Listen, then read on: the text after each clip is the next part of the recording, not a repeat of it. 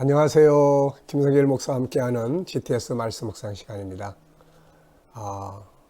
오늘은 이제 7주차 이제 7번째 주간 묵상을 시작하겠습니다. 7번째 주간 묵상 첫째 날입니다. GTS의 특징은 본문 하나를 가지고 일주일 동안 다양한 주제를 가지고 묵상한다는 것입니다. 이것을 통해서 내 안의 역동성, 그리고 확장성, 그리고 다양한 많은 능력들을 훈련하게 되는 것이죠. 세상은 참 이것저것 때문에 많이 우울하고 또 많이 염려스럽고 또 그렇지만 이럴 때일수록 우리 믿는 사람들, 하나님을 섬기는 사람들이 희망을 이렇게 내놓을 수 있는, 희망을 보여줄 수 있는 그런 삶을 살아야 하리라 믿습니다. 힘들고 어렵지만 바울 사도가 말한 것처럼 진리와 함께 기뻐하면서 이 말씀 묵상의 힘을 가지고 세상을 승리할 수 있기 바랍니다. 그리고 또 이웃들에게 희망을 줄 수 있는 그런 담대함, 그런 또 용기 있는 모습들을 우리가 가져야 될 줄 믿습니다. 자, 이제 이번 주간도 묵상과 함께 열심히 좋은 삶을 만들어 갈 수 있기를 바랍니다. 자, 그러면은 오늘 이제 첫째 날은 항상 먼저 그림부터 우리가 살펴봅니다. 그림. 자, 여기에 있는 이 그림을 보면서 느끼는 점이라든지 다양한 것들을 우리 정리하고 이걸 그대로 이제 본문 속에 옮겨다가 생각해보는 그런 시간을 갖도록 하겠습니다. 자, 먼저 이 그림을 보시면 막 굉장히 어수선한 그림이에요. 내용을 아시는 분들은 벽에 손가락 나타나고 글씨 쓴 거 보니까 이거 벨사살 왕에 대한 이야기인가 보다 라고 하실 수 있는 분도 계시고, 맞아요. 그럼 그런 관점에서 느끼는 걸 써보시고, 전혀 내용이 뭔지 잘 모르겠다 하시는 분들은 또 그런 상황에서 느낌을 적어보시면 됩니다. 이건 정답이 없습니다. 자, 저는 일단은 벽에 나타난 글씨, 이게 벨사살 왕에 대한 이야기라는 것을 알고 있기 때문에 그 관점에서 제가 느끼는 점들을 적어봤습니다. 우선 벽에 나타난 글씨가 있습니다.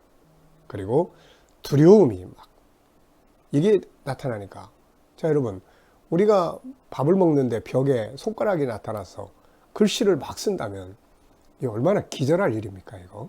그래서 두려움, 당황함, 막 복잡함, 그러면서도 앞에 상을 보면 잔치자리, 또 이 거룩한 잔을 가지고 술을 마시는 방탕함, 그러면서도 하나님이 살아계셔서 살아계신 하나님이 손가락을 나타내서 벽에다 글씨를 쓰는 장면, 뭔가 이렇게 하나님이 진노하시는 이런 거, 이 자리에 있고 싶지 않다 하는 느낌, 막 가보고 싶다 이게 아니라 이 자리 떠나고 싶은 이런 그런 느낌. 그리고 이런 생각이 들어요. 만약에 내 인생에 주님이 나타나셔서 내 인생을 평가하는 글을 쓰신다면 뭐라고 쓰실까? 오늘 저는 이제 이 말씀을 묵상하면서 왠지 모르게 좀 두려움이 생겨요. 이게 두려움, 막 무서움 이런 것보다는 그 어떤 내 인생에 대한, 하나님이 나를 보시고 내 인생에 대해서 벽에다 막 쓰신다면 착하고 충성된 종아 이렇게 쓰실까? 아니면 너 왜 그렇게 살았어? 이렇게 쓰실까? 그런 염려, 그런 두려움이 좀 이렇게 생기는 것 같아요. 자, 두 번째, 그림 안에 있는 내용물 찾아보기. 굉장히 복잡한 이제 장면이에요. 그래서 잔치하는 사람들, 왕, 상 위에 있는 그릇, 음식, 벽에 나타난 손가락, 글씨, 황금색의 벽면, 또 거기서 비치는 빛, 그 다음에 사방의 벽면, 벽면에 휘장도 있는 것 같고, 그 다음에 앞에 글씨 쓰는 그 양쪽에 이게 문도 있는 것 같고 그렇습니다. 이게 굉장히 좀 복잡한 내용들이에요. 그리고 이제 보이지 않는 부분은 저 손가락은 뭘까? 글씨는 뭘까? 저걸 보는 사람들의 마음 상태는 어떨까? 이런 보이지 않는 부분들도 우리가 생각을 해보게 됩니다. 자, 연관된 이야기나 사람 적어보게요. 메네메네 데겔 우바르신이라는 것이 딱 떠오르죠. 메네메네 데겔 우바르신. 저울에 달아보니까 모자란다. 넌 근량이 모자라서 넌 안 돼. 내 나라가 넘어간다. 저울에 달아보시는 하나님. 그러면 전 다윗이 떠올라요. 다윗. 네. 다윗이 저는 왜 하나님께서 사무엘상 16장인가에 기름을 부었어요. 근데 그때 왕으로 기름 부었는데 그 다음부터 이제 도망자가 되는 거예요, 이게. 그리고 한참 세월이 흐른 다음에 우리가 사무엘 하에 넘어와서 다윗이 왕이 돼요. 왜 하나님이 이때까지 기다렸을까? 그걸 많이 생각합니다. 그러면서 내린 결론은 하나님이 저울에 올려놓고 다윗을 달아보셨다. 한쪽은 고난의 저울, 한쪽은 풍요로움의 저울. 올려놓아 보니까 다 근량이 가득가득 채워졌어요. 네. 고난받을 때는 그 속에서도 하나님 뜻이 뭘까? 그러면서 고난을 빨리 피하려고 하는 게 아니라 하나님 뜻을 찾아 도망가는 삶. 왕이 됐을 때는 하나님이 부귀영화를 내게 왜 주셨을까? 방탕하지 않고 하나님의 뜻을 찾아서 그 일을 이루기 위해서 사용하는 이런 거. 근량이 이렇게 가득 채워졌잖아요. 하나님 그걸 쓰신 겁니다. 자, 그림 상황 있기 전에 이 현재 그림을 이렇게 보고 이게 이제 벨사살의 경우에는 그 앞에는 막 신나는 잔치를 했죠. 근데 방탕과 타락의 잔치, 교만함의 잔치였어요. 네. 그래서 이 장면이 벌어졌고 결국은 이 다음 장면을 그린다면은 이제 이 사람 죽는 거죠. 메데 바사한테 바벨론 제국이 무너진 거예요. 그 아버지, 그 조상 느부갓네살이 세운 나라가 결국 무너지게 마는 거예요. 네, 안타깝죠. 자, 이런 걸 보면서 오늘의 나의 삶의 그림을 한번 보고, 그리고 오늘의 나의 삶은 5년 전, 10년 전, 20년 전에 내가 그려놓은 그림 때문에 오늘의 그림이 있는 거예요. 그러면 내가 오늘에 무엇을 하고 뭘 준비하느냐에 따라서 5년, 10년 뒤에 다음 그림이 그려질 거예요. 여러분의 앞으로 5년, 10년 뒤에는 어떤 그림이 그려질 수 있나요? 만약에 그 그림이 마음에 안 든다면 오늘의 삶을 바꾸면 그림이 바뀌어질 수가 있습니다. 네. 자, 그러면 이제 본문으로 넘어가겠습니다. 오늘 본문은 좀 길어요. 이번 주간에는 31절까지예요. 이거를 절반 줄일까 단을까 하다가 내용상 자를 수가 없어서 좀 길지만, 그러나 우리가 하나님 앞에 조금 더 시간을 헌신한다 이런 생각을 갖고 묵상을 하시면 좋을 것 같습니다. 자, 그러면 이제 한번 읽어보도록 하겠습니다. 읽으실 때 어떻게 읽는지 아시죠? 말로, 눈으로, 그 다음에 생각으로. 그래서 다음 시간부터는 이제 구조를 생각하면서 읽어보시면 아주 좋아요. 이렇게 긴 것 같아도 오늘 첫 시간에 이것 우리 안에 다 그려 놓을 수 있어요. 이 방법대로 하시면. 자, 한번 보겠습니다. 벨사살 왕이 그의 귀족 1000명을 위하여 큰 잔치를 베풀고 그 1000명 앞에서 술을 마시니라. 벨사살이 술을 마실 때 명하여 그의 부친 느부갓네살이 예루살렘 성전에서 탈취하여 온 금, 은 그릇을 가져오라고 명하였으니 이는 왕과 귀족들과 왕후들과 후궁들이 다 그것으로 마시려 함이었더라.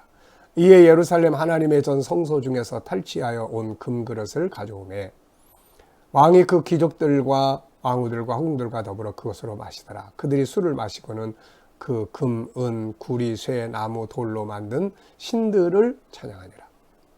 그때의 사람의 손가락들이 나타나서 왕궁 촛대 맞은편 석회벽에 글자를 쓰는데 왕이 그 글자 쓰는 손가락을 본지라. 이에 왕의 즐기던 얼굴빛이 변하고 생각이 번민하여 넓적다리 마디가 녹는듯하고 그의 무릎이 서로 부딪힌지라.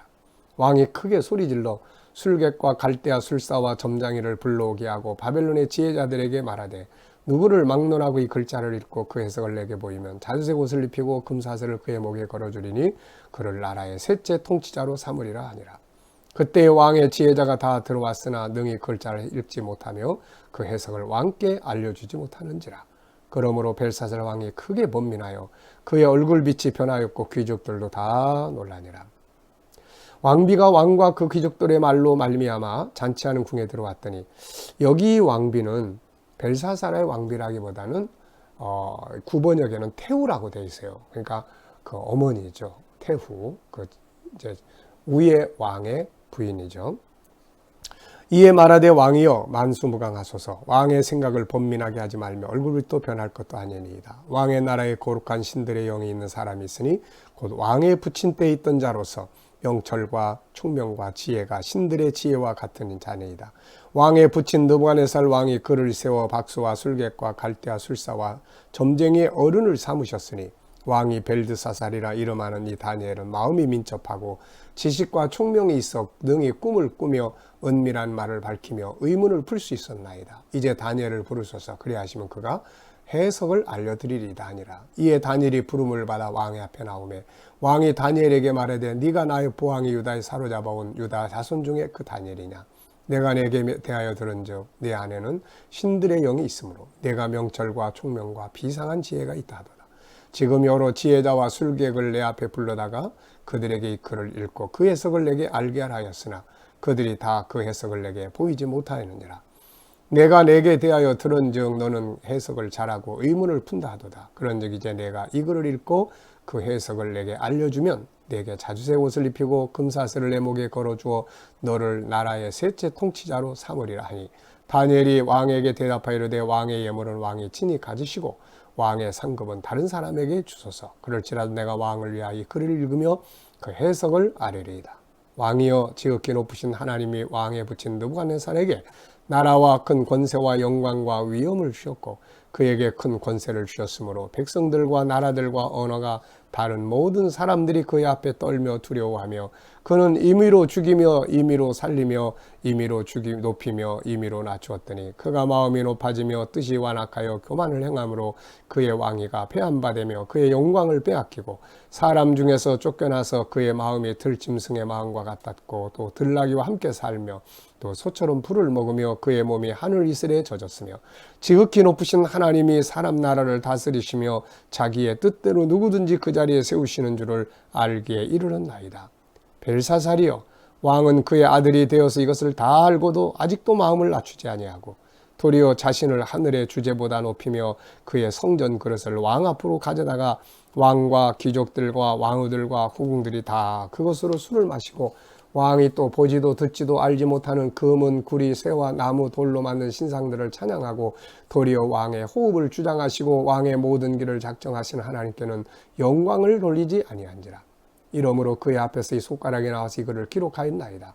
기록된 글자는 이것이니 곧 메네메네 데겔 우바르시니라. 그거를 해석한데 메네는 하나님이 이미 왕의 나라의 시대를 세워서 끝나게 하셨다 하며 데겔은 왕을 저울에 달아보니 부족함이 보였다 하며 베레스는 왕의 나라가 나뉘어서 메대와 바사 사람에게 준바되었다 함이니이다 하니 이에 벨사살이 명하여 그들이 다니엘에게 자주옷을 입히게 하며 금사슬을 그의 목에 걸어두고 그를 위하여 조서를 내려 나라의 셋째 통치자로 삼으니라. 그날 밤에 갈대왕 벨사살이 죽임을 당하였고 메대 사람 다리오가 나라를 얻었는데 그때 다리오는 62세였더라. 아멘. 참 이 내용을 읽다가 보면 참 느껴지는 게 많습니다. 질문을 통해서 하나씩 나눠보죠. 자, 본문을 읽고 느껴지는 건 뭔가? 다 읽고 나서 뭐가 느껴지십니까? 앞부분에서는 그림을 보고 뭐가 느껴지는지 했는데 이 내용을 보고 느껴지는 게 뭔가요? 저는 여러 가지 적었는데요. 하나는 결국 교만함이 실패하는 것이다 하는 내용이고요. 방탕과 타락의 잔치는 결국 망하는 길로 가는 거다. 두 번째는 다니엘이 이 벨사살을 앞에 놓고 야단치는 장면이 나와요. 너무 통쾌하고 멋있어요. 아버지 이야기를 하면서 다니엘은 아버지 시대의 중심이잖아요. 아버지가 이렇게 해서 교만해서 이런 일을 겪었는데 옆에서 그걸 보고도 왜 왕은 그걸 깨닫지 못하냐. 왜 왕이 교만해져서 자기를 낮추지 못하고 이런 일을 하느냐. 아주 멋진 내용이에요. 세 번째는 보고도 깨닫지 못한 어리석은 자. 다니엘이 이걸 지적해요. 다 알고도. 이것을 다 알고도 아직도 마음을 낮추지 아니하고. 벨사살이 성장하면서 좀 이게 아버지 그런 모습을 보고 이걸 좀 교훈 삼았으면 좋았는데 그걸 안 한 것 같아요. 이게 참 이게 오늘의 우리의 삶에도 이게 많은 문제입니다. 옆에 그런 모습이 있으면 그걸 경계로 삼고 깨닫고 돌아서야 되는데 그렇지 못할 때가 많죠. 그리고 역시 이 5장에서도 가장 중요한 건 하나님이 통치하신다는 거죠. 하나님이 살아계시는 거죠. 네. 저울에 달아보시는 하나님. 네, 이런 여러 가지 많은 주제가 오늘 느껴지고 깨달아지네요. 자, 여기서도 이제 역할극에 대한 정리를 해보겠습니다. 함께 할 수 있는 사람들이 있으면 이렇게 역할을 나눠서 해보시면 되고, 혼자 묵상하실 때는 이렇게 역할을 분류를 해보세요. 나레이션도 있고, 역할은 우선 벨사살 왕의 이야기가 7절에 있습니다. 또 벨사살 두 번째 이야기가 13절, 16절, 왕비 이야기가 10절, 12절, 다니엘 1, 17절, 22절, 다니엘 2, 22절, 28절. 네, 이렇게 분류를 해서 역할을 한번 이렇게 해보시면 이 내용이 그만큼 내 안에 빨리 들어오죠. 자, 세 번째입니다. 본문의 첫 줄에 나타난 내용과 끝 줄에 나타난 중요 내용 기록하기. 첫 줄은 벨사살이 잔치를 베풀었다는 이야기예요. 끝줄은 메대 사람 다리오가 나라를 얻었다는 이야기예요. 시작은 벨사살이 잔치를 했는데 끝줄에 보니까 이게 나라가 바뀌어 버렸어요. 그래서 옆에다 저는 망하게 하는 잔치라고 주제를 적었어요. 망하게 하는 잔치. 정말 흥하게 하는 잔치가 돼야 되는데 이 잔치는 망하게 하는 잔치. 첫 번째 줄에 잔치했는데 끝줄에 보니까 나라가 망하고 딴 사람이 왕이 돼버렸어요. 이게 참 얼마나 그 과정이 비참한 과정인가요. 자, 구조 정리입니다. 이 구조 정리는 우리가 꼭 잘 해보세요. 이게 참 좋은 거예요. 자, 저는 구조를 이게 31절까지 있다 보니까 근데 내용을 이해하고 암송하고 하는 거는 지난번 주간에 묵상했던 것보다 훨씬 나은 것 같아요. 지난주 묵상은 이게 그냥 이게 이거 같고 저게 저거 같고 좀 쉽지 않았는데 이번 거는 그래도 대상들이 많이 바뀌고 그래가지고 훨씬 더 단순한 것 같아요. 그래서 구조는 6개로 잡았는데요. 4, 5, 3, 4, 12 이렇게 4, 5, 3, 4, 3, 4, 12잖아요. 4, 5, 3, 4, 12 끝에는 3 6개로 정했어요. 자, 앞에 4는 1절로 4절인데 벨사살의 잔치. 우선 이렇게 큰 틀에서만 적으셔도 돼요. 그 다음에 5는 5절에서 9절인데 벽에 나타난 글씨. 그리고 벨사살의 충격. 이렇게. 그 다음에 이제 뒤에 3은 이제 4, 5, 3, 4, 10이잖아요. 그러면은 3은 이제 그걸 보고 왕비, 그 어머니 왕비가 와서 이제 조언해 주는 거예요. 다니엘을 초청을 해라. 오라고 해라. 그리고 이제 뒤에 4는 이제 부름받은 다니엘과 벨사살의 대화예요. 이게 이제 13절, 16절. 그리고 이제 12예요. 그건 이제 다니엘이 계속 이야기하는 건데 이것도 이제 안에 들어가 보면 1, 4, 7 이렇게 나눠져 있어요. 1은 그 상은 당신이 그냥 다 가지세요. 그리고 4는 느부갓네살에 관한 경험을 이야기를 쭉 해줘요. 그리고 뒤에 7이 이제 벨사살에 대한 그런 이제 해석과 이런 이제 조언들의 이야기예요. 그리고 맨 마지막은 이제 결과입니다. 그러니까 내용은 훨씬 더 단순해요. 자, 네 번째입니다. 본문 속에 있는 서로 다른 종류 찾기. 저는 항상 두 가지를 하는데 첫째는 등장인물이에요. 벨사살, 1000명의 귀족, 느부갓네살, 왕, 귀족들, 왕후들, 후궁들, 하나님, 신들, 사람의 손가락들, 그 다음에 또 갈대아 술사, 술객, 점쟁이, 바벨론의 지혜자, 왕비, 백수, 박수, 다니엘, 유다 자손, 메대 사람, 다리오. 네, 이렇게. 그리고 이제 정말로 중요한 것이 이제 단어나 동사나 이런 걸 정리하는 거예요. 그래서 의미 있는 단어만 저는 찾아봅니다. 큰 잔치를 베풀고. 네, 어떤 잔치인가? 이거 망하는 잔치예요. 예수님 혼인 잔치도 있고. 또 마시니라. 뭘 마시지? 성령의 새 술을 마시나. 이들은 세상 술 마시고. 그 다음에 찬양하니라. 이들은 신을, 우상을 찬양했어요. 누굴 찬양할 것인가? 번민하며. 이 번민과 느부갓네살의 번민은 좀 달랐어요. 느부갓네살의 번민은 하나님의 계시의 답을 찾고자 했던 거고, 이거는 방탕의 잔치를 하다가 손가락이 나타나니까 충격을 받은 그런 번민이죠. 우리 이런 거 하면 안 돼요. 거룩한 신들의 영이 있는 사람, 그 태우가 인정한 거죠. 이거를 민첩하고 어떤 일을 맡기면 아주 동작 빠르게 그리고 세밀하게 처리하는 능력이에요. 그 다음에는 해석을 잘하고, 이 16절인데 해석을 잘하고. 이 태우가 그렇게 이야기하는 거예요. 이 사람은 해석을 잘하고. 네, 네가 해석을 잘한다. 의문을 푼다 하도다. 벨사살이 그렇게 이야기한 거예요. 이 해석을 잘하고가 굉장히 중요한 겁니다. 부딪힌 상황을 어떻게 해석할 거냐에 따라서 새로운 동기가 되기도 하고 우울증이 오기도 하고 그렇게 되는 거예요. 해석. 내게 주어진 상황을 어떻게 해석할 거냐. 이게 아주 중요한 이야기예요. 의문을 푼다. 답을 찾아내는 거예요. 다 알고도. 참 안타까운 말이죠. 모든 일을 작정하시는, 호흡을 주장하시고, 섬뜩한 이야기. 호흡을 내가 주장하는 게 아니에요. 하나님이 주장하시는 거예요. 메네메네 대결 우바르신, 이런 것들을 적었습니다. 자, 이제 읽고 나면은 눈을 감으면 막 떠오르는 단어들이 많죠. 저 위에서부터. 그래서 벨사살, 뭐 잔치, 그 다음에 성전에서 가져온 뭐 성전, 그 다음에 또 다니엘, 그 다음에 또 뭐가 있습니까? 이제 셋째 칠이자, 또 뭐 다 알고도, 뭐 이런 많은 단어들이 쭉 흐름 속에서 나타나요. 이제 5개 적어보라는 거예요. 자, 그 다음에 이제 본문을 우리 속에 담기 위해서 구조와 함께 아주 중요한 내용이 이야기 만들어 보기예요. 네, 요걸 이야기로 만들어 보면은 뭐 다 못하면은 그냥 듬성듬성 크게 이야기 만들어도 돼요. 제가 만든 이야기 한번 들어보시기 바랍니다. 이야기를 만들어야 부모가 이런 이야기를 아이들에게 들려줄 수 있으면 얼마나 좋을까요? 또 할아버지 할머니가 자기 손주들 앞에 놓고 참 이야기를 해준다면 얼마나 좋을까요? 자, 이야기 만들어 보세요. 이 내용을 그대로 기억하라고 그러면 잘 기억이 안 돼요. 네, 이야기는 오래오래 남아요. 네. 느부갓네살의 후손인 벨사살이 어느 날 잔치를 베풀었습니다. 이 잔치는 하나님을 위한 잔치가 아니고 방탕과 타락의 잔치였어요. 이때 벨사살은 하나님의 성전에서 빼앗아온 그릇들을 가져오라 했고 그것으로 술 마시고 우상들을 섬겼습니다. 근데 말이에요. 그럴 때 손가락이 나타나서 벽에다가 글씨를 쓰기 시작을 했어요. 벨사살은 이걸 보고 막 오들오들 떨었습니다.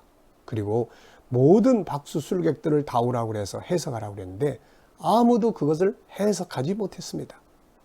그 이야기를 들은 왕비 태우가 들어왔어요. 그리고 다니엘이라는 사람을 부르라고 이야기를 합니다. 그 사람은 능히 이걸 해석할 수 있을 거라고 이야기를 해주죠. 마침내 명령을 받고 다니엘이 들어왔습니다. 벨사살은 그에게 글씨를 알아맞혀주면 나라의 셋째 치리자로 삼겠다고 약속을 하죠. 다니엘은 그 말을 들었지만 그런 상은 다른 사람에게 다 주세요. 그래도 나는 해석을 해드리겠습니다. 그리고 해석을 하는데 다니엘이 막 속상한 마음으로 이야기를 하는 거예요. 그러면서 벨사살의 부친인 느부갓네살의 이야기를 합니다. 느부갓네살이 왕이 교만해져서 하나님이 그를 낮추셔서 들짐승과 함께 먹고 지내게 한 것을, 그래서 이걸 깨닫고 나서 하나님 높이신 것을 다 봤지 않습니까? 그걸 다 보고서도 왜 깨닫지 못하고 교만해서 하나님의 성전에 기구들을 갖다가 술을 마시고 우상을 섬기고 왜 그렇게 하십니까?